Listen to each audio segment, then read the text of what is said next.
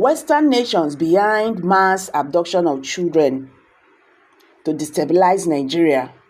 Ex-Minister Femi Fani-Kayode na he talk am o. He don review. He don tell Nigerians wetin he know about the abduction of school children in Nigeria and why these people, the Western nations, dey do am o. And now e be like say this matter now e fit hook am o, because the Western nation they don tell am say e go explain how e take know and how e take understand say na then they do the abduction in Nigeria. Hello guys, this is going to be very interesting. Abeg, stay to the end of this video if you understand what is going on in Nigeria.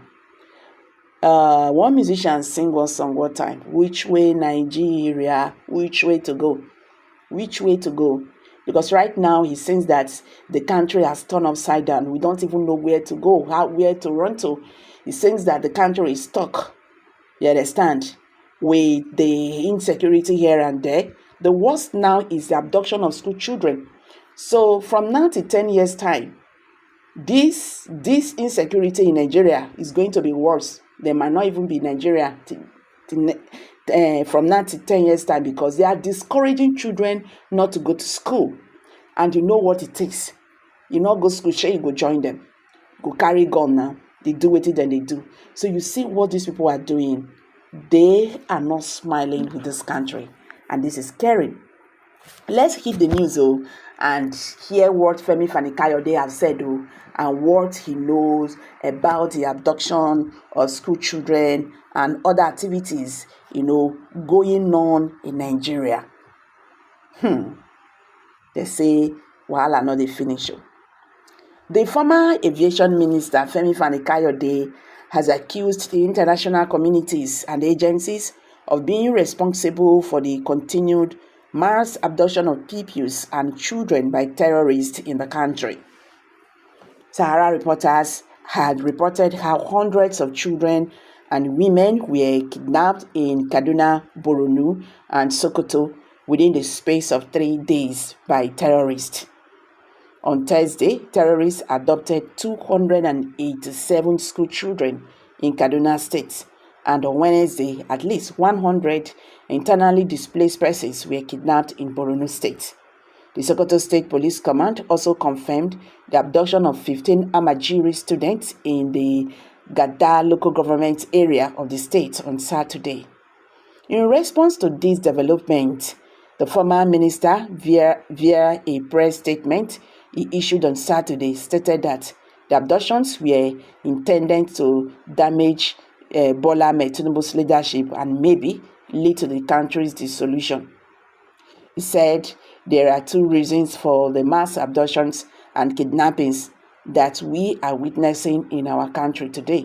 Firstly, to garner cash, which is then sent abroad to buy more arms and fund terror, and secondly, to destabilize our country, to discredit, undermine the credibility of our president and the federal government. I hope and pray that someone is listening, because this is precisely what we witnessed when the Chibok girls and other children were adopted over the years, and the motives are the same. Those that think it is only about the acquisition of money are naive and ignorant.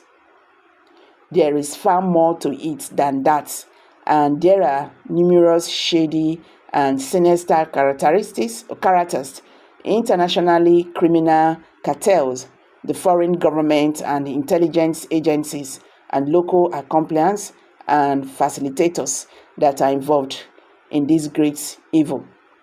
Mr. Femi Fani-Kayode went on to say that Nigeria had been targeted for destruction, division, and disintegration by those who regarded the country as a threat to their regional harmony, strategic, national interest, and imperialist ambitions. But most of us still don't understand it and may never do.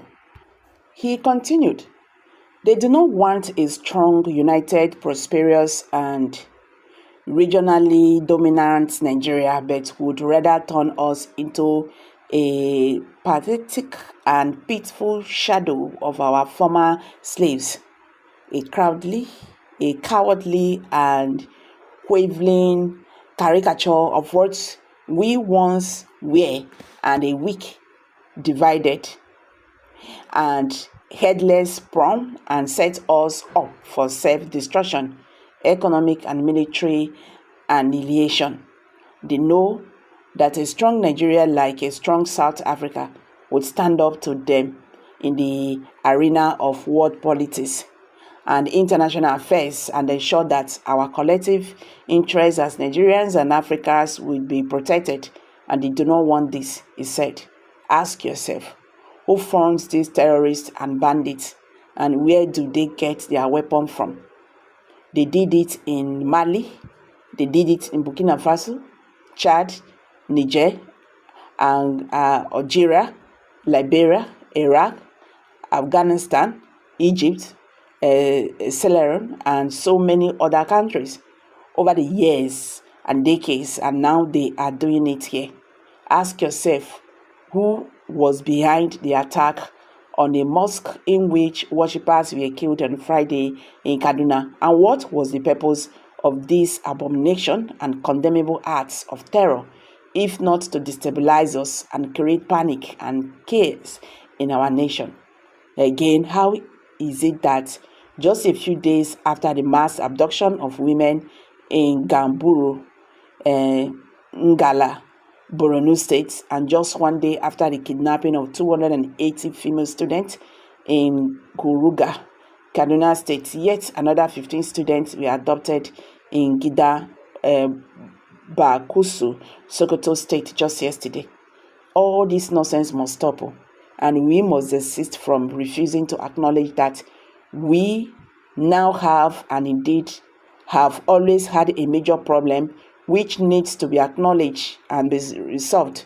None of these things happened by chance, and what we are witnessing is a deep-seated and long-term conspiracy to literally end our nation as we know it and throw us into a state of fear, poverty, anarchy, and carnage. Worst of all is the fact that our so-called best friends and allies in the West and the international community are the ones behind it. We need help.